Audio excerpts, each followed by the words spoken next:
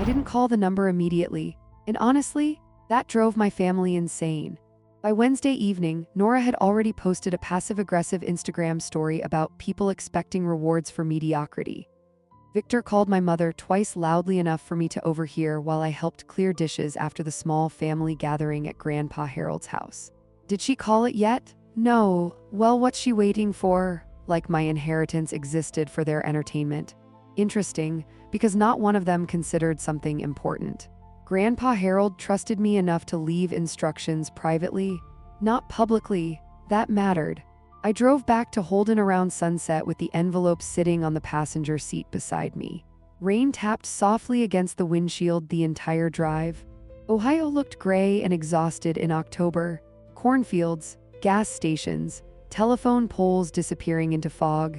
Grandpa used to love drives like that. Said silence helped people hear themselves think. By the time I reached my apartment above birch and stone furniture, it was almost dark. Tiny apartment. 1 bedroom, old hardwood floors, radiator heat, nothing impressive. At least according to the Westbrooks.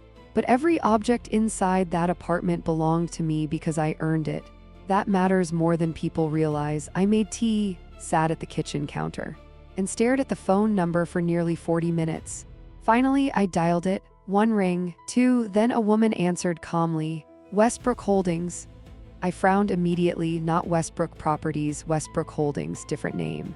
Different company. I think I may have the wrong number. Are you Thea Westbrook? My stomach tightened instantly. Yes. Silence, then 1 moment please. Soft piano music started playing through the line. And suddenly my pulse sped up, because Grandpa Harold never did anything accidentally. A man answered next. Older voice, calm, professional. Thea? Yes. This is Raymond Alcott. I sat upright immediately. Wait. Mr. Alcott, you called. Interesting tone, relieved almost. Your grandfather asked me to answer personally. Now my heart was definitely racing. I glanced again at the envelope sitting beside my tea mug. What is Westbrook Holdings? Another pause. Then Raymond asked quietly, Are you alone? God, that question changed the entire atmosphere instantly. Yes. Good, not okay, good. I gripped the phone tighter. Raymond exhaled slowly before speaking. Your grandfather created Westbrook Holdings LLC in 2005. I blinked. 2005, that was 20 years ago. The company exists separately from Westbrook Properties, Raymond continued. Privately held, independent accounts, independent assets. I stood up slowly from my chair because suddenly something enormous was unfolding beneath the surface.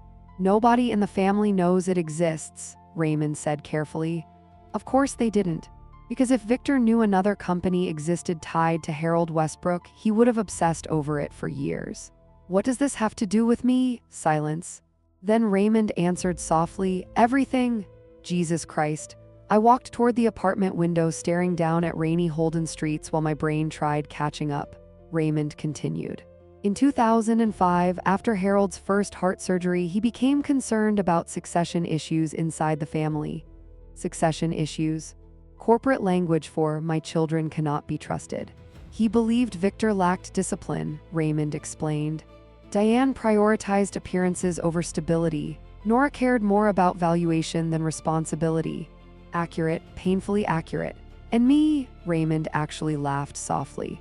You showed up in January? I froze because suddenly I remembered. January 2016, blizzard conditions, negative temperatures. Grandpa Harold slipped in his workshop and fractured his hip while everyone else was vacationing in Florida. Victor never came. Nora sent flowers. Diane complained about nursing costs. And me, I slept on a hospital chair for 9 nights, helped Grandpa shower afterward, cooked meals, handled medications, cleaned the workshop. Not because inheritance existed, because he was my grandfather. Raymond's voice softened slightly. Harold never forgot who stayed when things became inconvenient. God, that sentence hit something deep inside me. Because my entire life, the Westbrook family measured value through money, titles, prestige. But Grandpa Harold measured loyalty through presence. Big difference. Then Raymond said the sentence that made my knees almost give out. Westbrook Holdings currently controls 61% of Westbrook Properties. Silence. Absolute silence. I actually thought I misheard him. What? Harold transferred majority ownership gradually over 19 years through holding structures and private acquisitions. My breathing became uneven instantly. Victor thought he inherited the company, but Grandpa Harold secretly moved control elsewhere. Jesus Christ, Raymond continued carefully. And as of yesterday morning, another pause. The sole managing member of Westbrook Holdings is you. The room spun, not metaphorically. Actually, I grabbed the kitchen counter hard enough my tea spilled sideways. No, I whispered immediately. No, there's no way. The documents are legal and fully executed. But Victor owns operational shares without controlling interest. Oh my God, oh my God. The entire family spent 2 days laughing at my inheritance, while technically I now controlled the company they believed belonged to them. Grandpa Harold, you terrifying genius. Then Raymond delivered the final shock. There's an emergency board meeting Friday morning. My throat tightened. Why? Because Victor plans to appoint himself CEO. Another pause, then calmly, and you'll need to decide whether to let him. I didn't sleep Thursday night. Not even close. Every time I closed my eyes, I saw Victor laughing across the conference table while holding a bourbon glass outside Grandpa Harold's house. No hard feelings, kid. God, if he only knew. By 3:40 a.m., I gave up trying to sleep and sat at my kitchen table rereading the documents Raymond emailed after our phone call. Hundreds of pages, ownership transfers, voting rights, trust structures, corporate filings, and every single one legally valid. Harold Westbrook had quietly spent 19 years building a second structure beneath the family business, not out of paranoia, preparation. The more I read, the clearer something became. Grandpa Harold never trusted the family he built the company for. Not really. At 7:15 a.m., my phone exploded with texts. Nora, big day for Uncle Victor. Finally, someone competent running the company. Face with tears of joy, my mother. Please behave professionally today. Victor, board meeting at 9. Try not to embarrass yourself if you attend. Interesting. Nobody invited me officially. Which meant Victor still believed I was irrelevant. Good. People reveal everything when they underestimate you. The Westbrook Properties headquarters sat downtown Columbus beside the riverfront. 6-story brick building, modern glass lobby. Huge silver letters across the entrance. Westbrook Properties LLC. I used to think those letters meant permanence when I was little. Now I understood something better. Buildings survive because of paperwork, not confidence. The receptionist nearly dropped her coffee when I walked in. Thea? Apparently nobody expected the furniture store manager. Good. I wore a charcoal blazer Raymond insisted I buy Thursday evening after reviewing the shareholder documents with me. You need to look like someone people instinctively listen to, he said calmly. Funny, my entire family spent years acting like appearances mattered most. Turns out sometimes appearances simply buy you enough silence to speak. The boardroom occupied the top floor, glass walls overlooking Columbus skyline. 8 leather chairs. Harold's chair still sitting at the head of the table. Empty now. Victor stood beside it laughing with 2 board members when I entered. The smile disappeared from his face immediately. Oh, he muttered. You actually came. Not good morning. Interesting. Nora sat near the windows scrolling through her phone beside Grant. My mother Diane stiffened instantly seeing me. And for one tiny second I saw fear cross her face. Because deep down, Diane Westbrook understood something emotionally before anyone else did. Grandpa Harold never underestimated me, Victor recovered quickly. Well, he announced loudly to the room, nice to see everyone supporting the transition. Transition, he already spoke like CEO. The board meeting began at exactly 9 o'clock. Raymond Alcott entered last carrying a thick black binder. And suddenly, nobody looked relaxed anymore. Because Raymond had the energy of a man carrying information capable of detonating lives. Victor started confidently. As everyone knows, Harold intended for operational continuity after his passing. Intended. Interesting choice of word considering Grandpa Harold literally left legal instructions saying otherwise. Victor continued presenting charts about expansion strategies and restructuring plans. Half the board nodded politely. The other half looked bored. Then came the vote. Victor straightened his tie dramatically before speaking. I officially nominate myself as acting CEO of Westbrook Properties. Nora smiled proudly. My mother looked relieved. Grant already looked financially satisfied. And honestly, for a second I almost felt bad. Because none of them understood what was about to happen. Raymond folded his hands calmly. Before voting proceeds, he interrupted quietly, certain ownership matters require clarification. There it was, the shift, tiny but immediate. Victor frowned. What ownership matters? Raymond opened the black binder carefully. Harold Westbrook established Westbrook Holdings LLC in 2005. Silence. Nora blinked slowly. Grant stopped typing. Victor laughed once. Confused. What? Raymond continued calmly. Westbrook Holdings currently controls 61% voting ownership of Westbrook Properties. Dead silence. Absolute dead silence. I actually heard traffic outside 30 floors below. Victor stared blankly. That's impossible. No, Raymond answered softly. Documented. He began sliding copies around the table. Transfer records, share acquisitions. Legal filings, every page signed by Harold Westbrook himself. Nora grabbed the paperwork first. Color drained from her face almost instantly. Mom, Diane took the documents with visibly shaking hands. Grant started flipping pages faster and faster. Lawyer panic, always interesting to watch. Victor stood up abruptly. This is fraud. No, Raymond repeated calmly. This is estate planning. God, that line was brutal. Victor looked around the room desperately. How was this hidden? Raymond answered immediately. Because Harold instructed discretion. Translation, because Grandpa knew none of you could be trusted. Then came the moment I will remember forever. Victor pointed directly at me across the boardroom. Who owns the holding company? Nobody moved. Nobody spoke. Raymond slowly turned toward me. And suddenly, every person in that room finally understood why Grandpa Harold left me only an envelope at the will reading. The sole managing member of Westbrook Holdings, Raymond announced calmly, is Thea Marie Westbrook. Silence. Then Nora whispered, "Oh my God." Not laughing this time. No, this time she sounded terrified. Nobody spoke for nearly 10 seconds after Raymond announced my name. And honestly, those were probably the longest 10 seconds of Victor Westbrook's life, because arrogance collapses very slowly at first, then all at once. Victor stared at me across the boardroom like he'd suddenly discovered the floor beneath him wasn't solid. No, he said finally. No, Harold would never. He did, Raymond interrupted calmly. Victor slammed both hands onto the conference table. This makes no sense. She manages a furniture store. There it was again. The furniture store, like Birch and Stone, was something shameful instead of honest work. Funny. Grandpa Harold loved that store. Used to walk through the showroom running his hands across walnut tables while explaining wood grain to customers who thought he was just another old man. He said people reveal their character through how they treat craftsmen. Interesting observation considering Victor spent 20 years mocking them. Nora finally looked at me directly. And for the first time in our entire adult lives, my sister looked uncertain around me. When did Grandpa decide this? Raymond answered before I could. Gradually over 19 years. Grant leaned forward suddenly. As legal counsel to my wife, I'd like access to all transfer documentation immediately. God. Even now, he still sounded like a corporate robot trying to negotiate a merger instead of a family implosion. Raymond slid another folder toward him. Already prepared.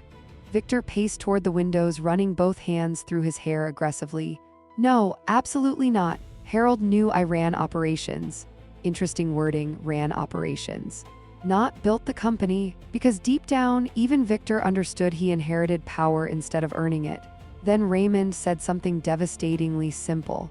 Harold believed operational leadership and ownership responsibility required different qualities. Silence. Brutal silence, because everyone at that table understood exactly what he meant. Victor handled growth, expansion, aggressive acquisitions, but Grandpa Harold trusted me with stewardship. Big difference. Diane finally spoke quietly. Thea, God, that voice, suddenly softer, careful, almost maternal. Interesting how quickly wealthy families rediscover affection when power changes direction. You knew about this? My mother asked. No, true. And somehow the truth made everything worse. Because if I planned it, they could frame me as manipulative. But Grandpa Harold chose me independently. That terrified them more. Victor turned sharply toward me. You can't seriously think you're qualified to control this company? Interesting. Not congratulations, not I understand Harold's reasoning, straight to questioning competence. Classic Victor, I folded my hands calmly. I haven't decided anything yet.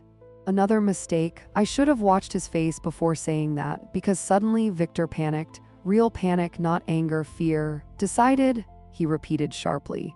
Then he looked toward the board members desperately. This is insane, she has zero corporate experience.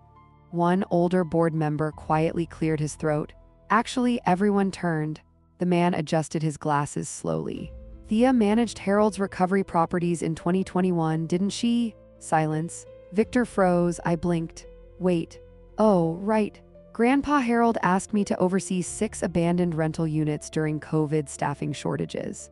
I handled contractor schedules, repairs, tenant disputes, insurance claims, mostly because nobody else wanted the headache.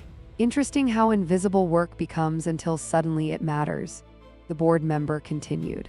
Occupancy increased substantially afterward. Another board member nodded slowly, and expense losses dropped.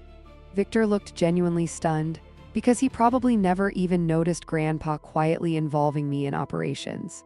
But Harold noticed. Always. Raymond opened another folder carefully. Harold documented succession evaluations annually.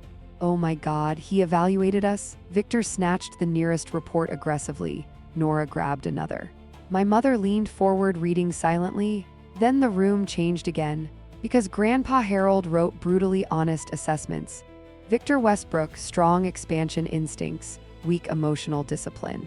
Prioritizes control over stability. Nora Westbrook, intelligent but transactional, treats people as leverage opportunities.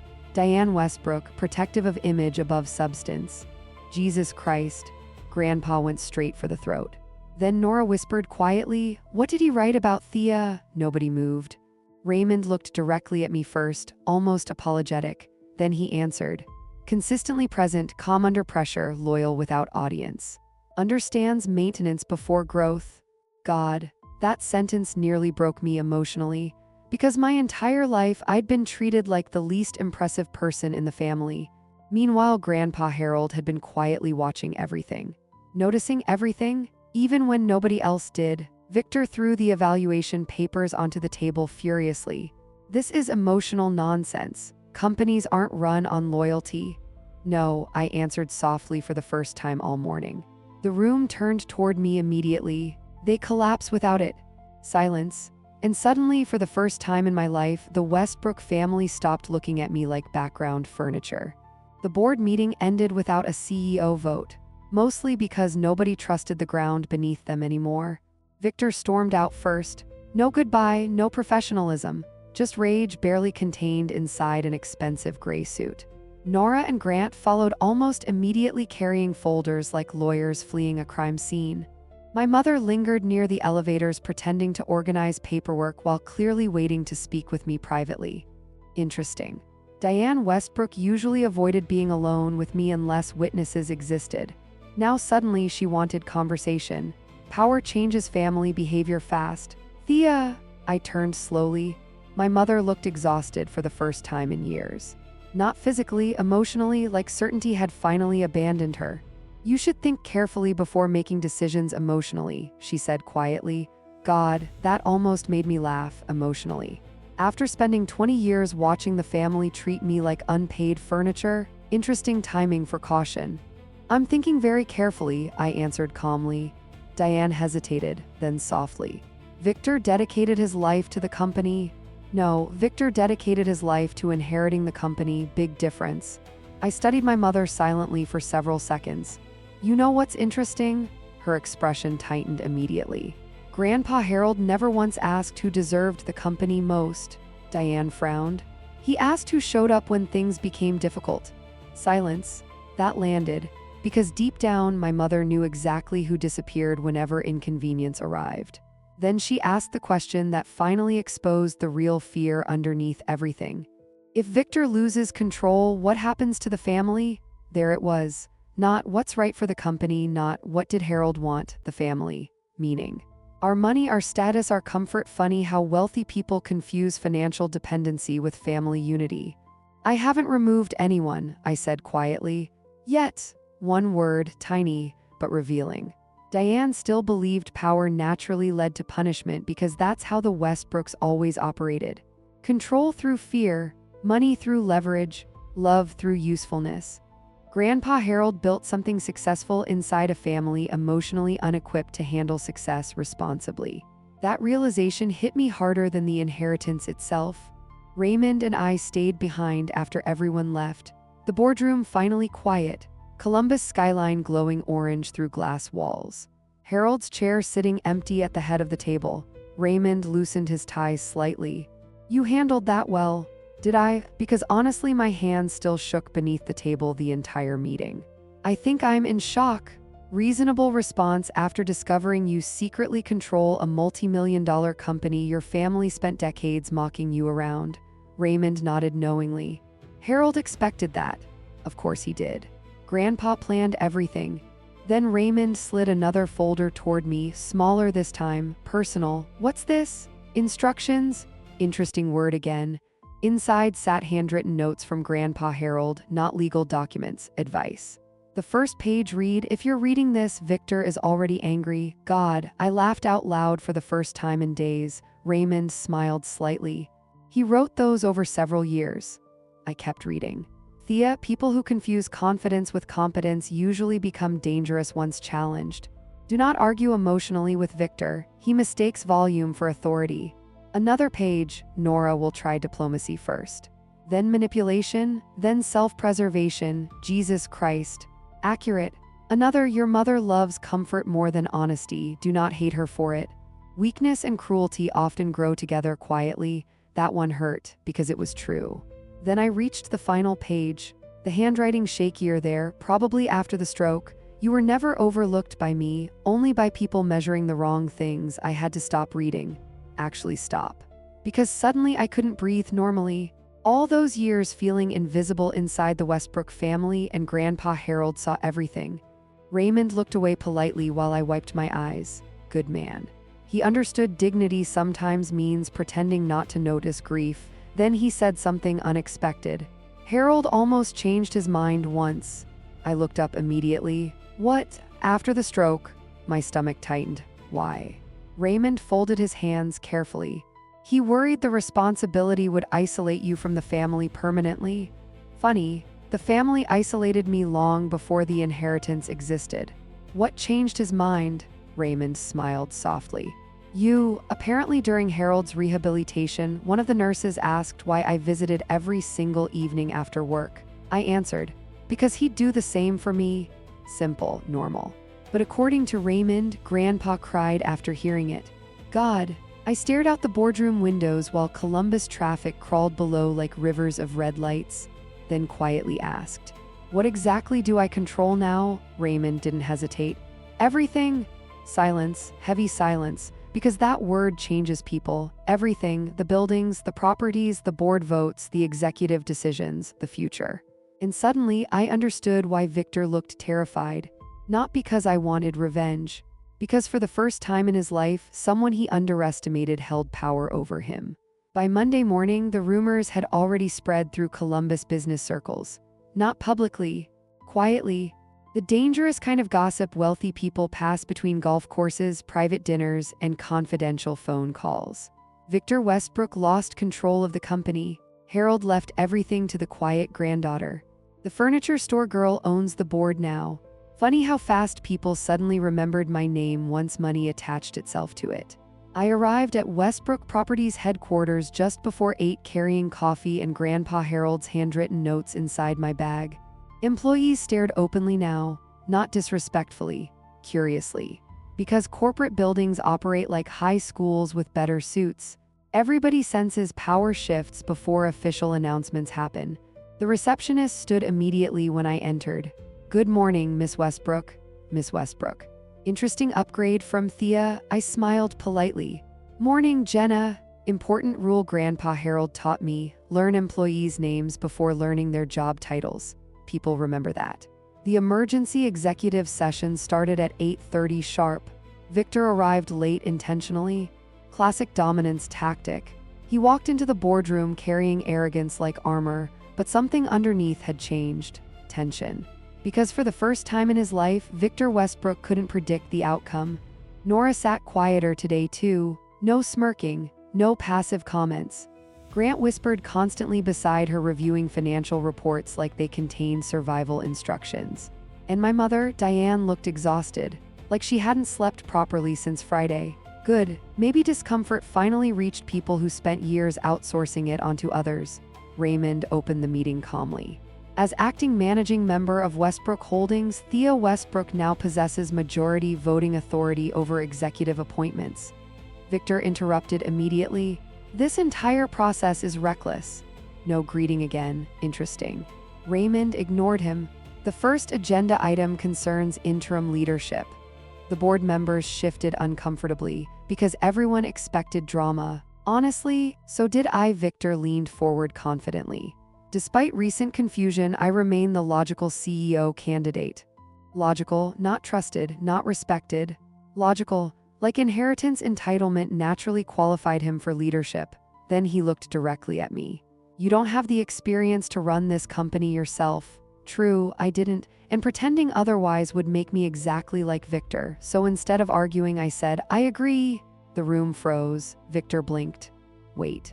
Nobody expected agreement. Interesting how disorienting honesty becomes around manipulative people. I folded my hands calmly. I'm not qualified to serve as CEO yet. Victor relaxed instantly, too quickly. Mistake. Because arrogant people here surrender before listening completely. Then I continued, that's why I'm appointing Margaret Donnelly as acting CEO. Silence. Absolute silence. Then one board member whispered, Maggie. Victor stood up so fast his chair slammed backward.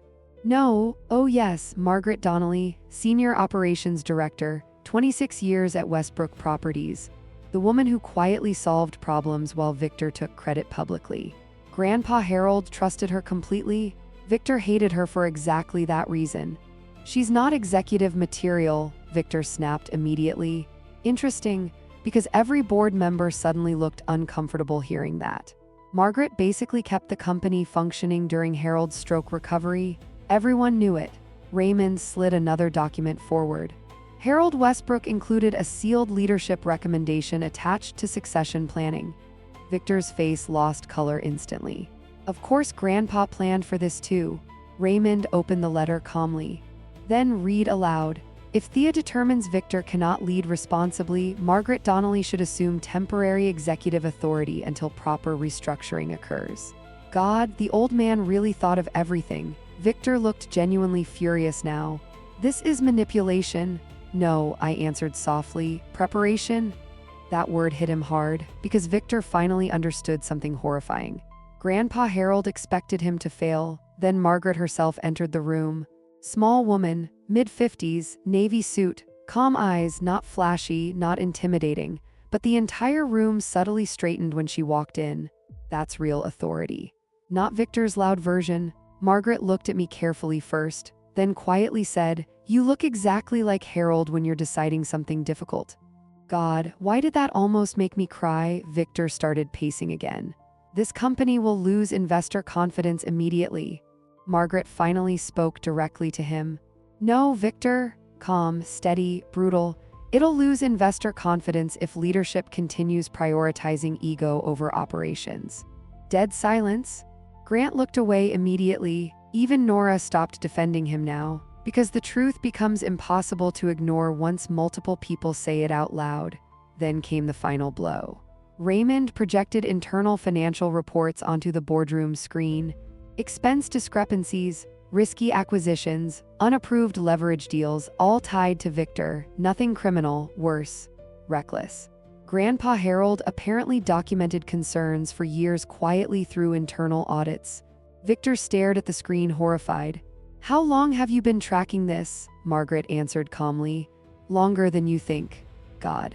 Watching powerful people realize they were never as untouchable as they believed is honestly surreal. Victor looked toward my mother desperately. Diane, say something. But my mother stayed silent. Because even Diane Westbrook finally understood the balance of power changed permanently. Then Victor turned toward me one last time, angry, humiliated, desperate. "You're destroying this family." No, that wasn't true.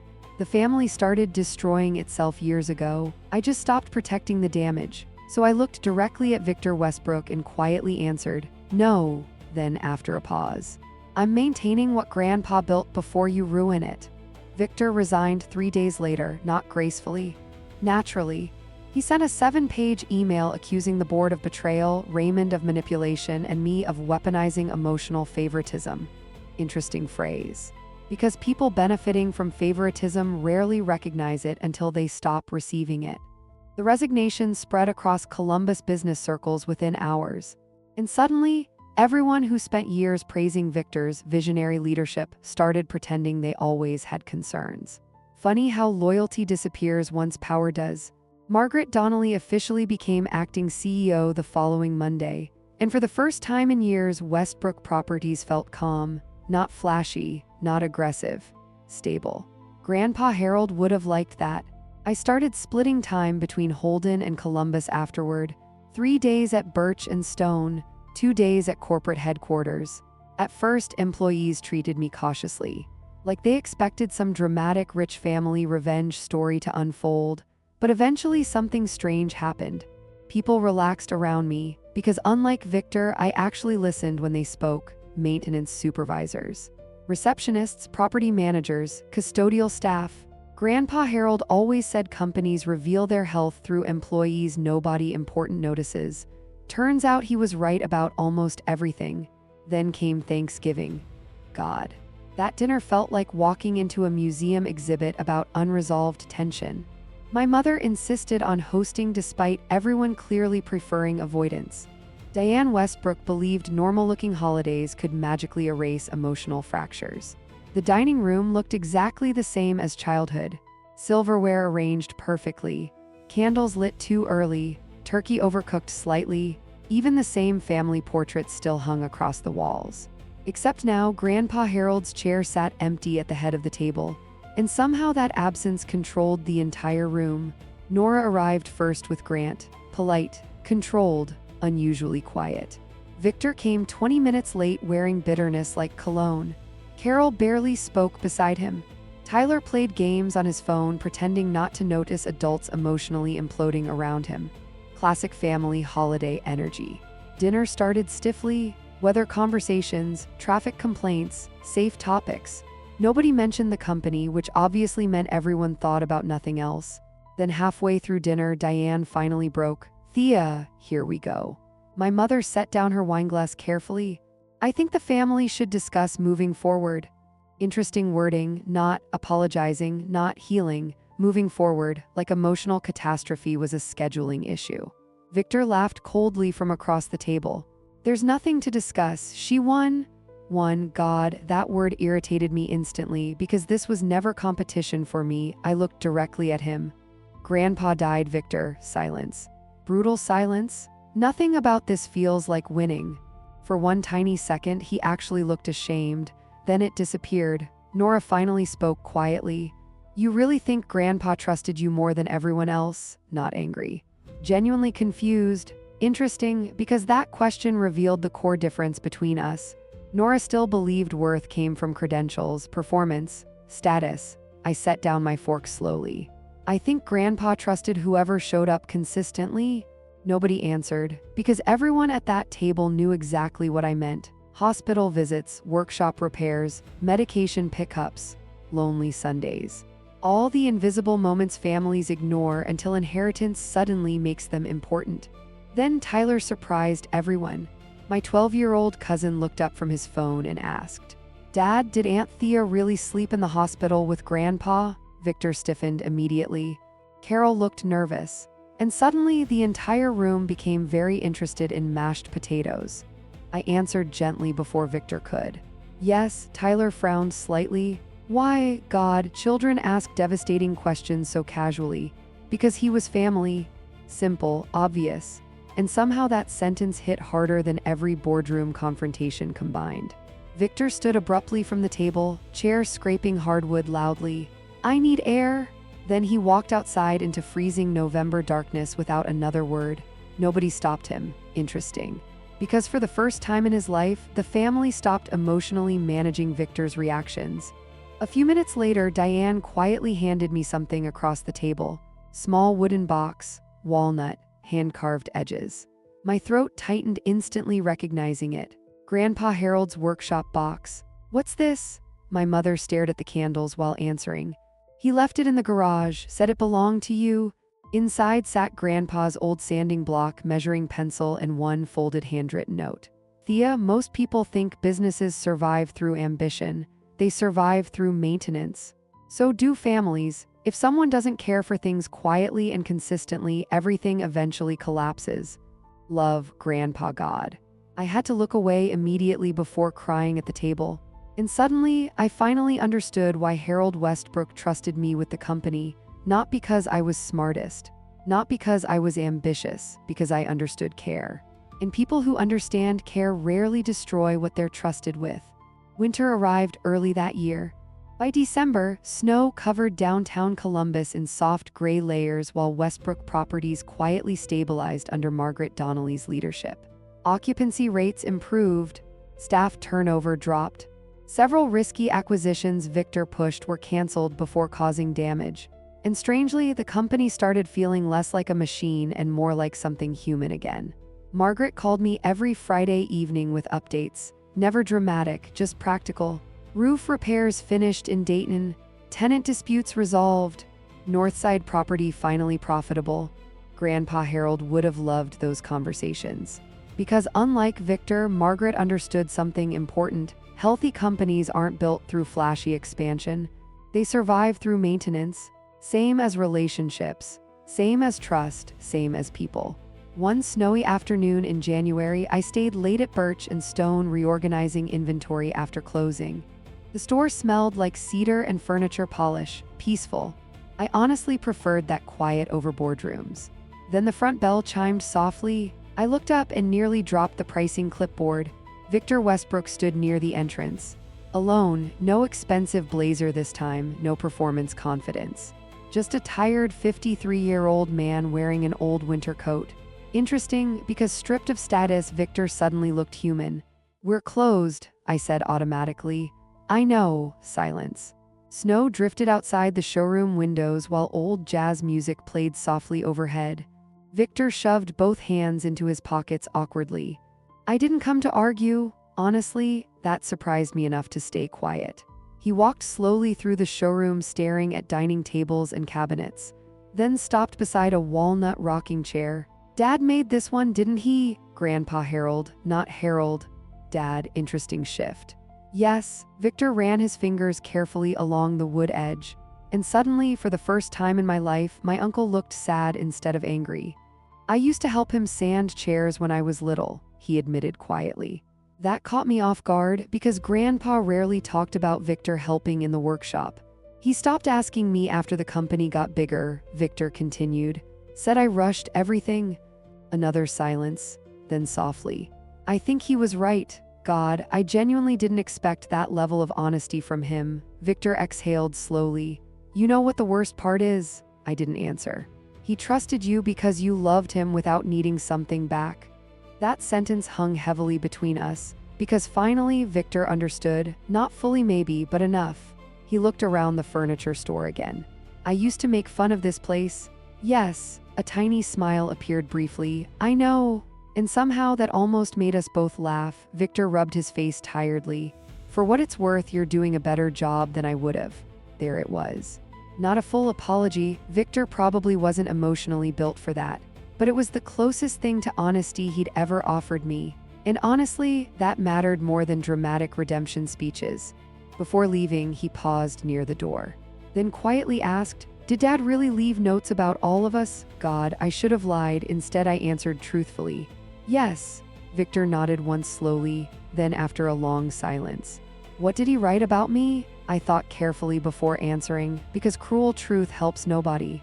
Finally, I said softly, "He thought you confused being feared with being respected." Victor closed his eyes briefly. Interesting reaction. Not anger, recognition. Then he nodded once. "Yeah," and walked out into falling snow. A month later, Raymond officially finalized the restructuring process. Margaret accepted permanent CEO responsibilities. I retained controlling ownership but refused executive salary increases. That confused the board endlessly. But honestly, I already had enough. A peaceful apartment, meaningful work, Grandpa Harold's workshop tools, people I trusted. Wealth stops feeling impressive once you grow up around people who worship it. Spring arrived slowly afterward. And one Sunday morning in April, I drove out to Grandpa Harold's old workshop alone. Dust floated through sunlight streaks near the windows. Everything still smelled like sawdust and machine oil. Home. I sat inside Harold's old chair quietly for nearly an hour. Then finally opened the wooden box Diane gave me at Thanksgiving again. Beneath the sanding block sat something I hadn't noticed before. Another folded note, smaller, hidden carefully underneath the lining. My hands shook unfolding it. Thea, if you found this, then you finally understand. The company was never the real inheritance. You were, love, Grandpa God. I cried harder than I had since his funeral.